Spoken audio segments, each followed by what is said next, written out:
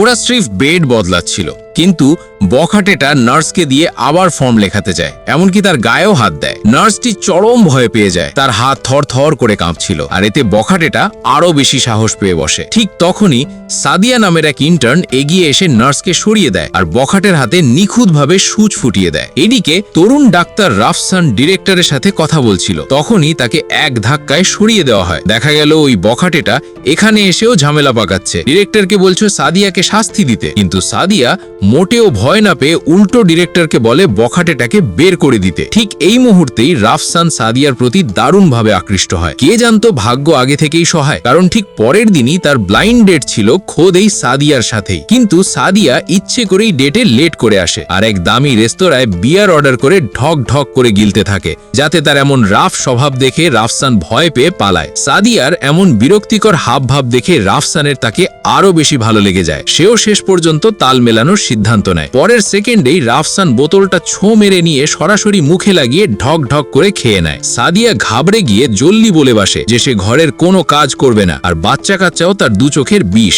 সে শুধু রাফসানকে ভয় দেখিয়ে তাড়াতে চাইছিল, কিন্তু অবাক করে দিয়ে রাফসান এসবে পাত্তাই দেয় না।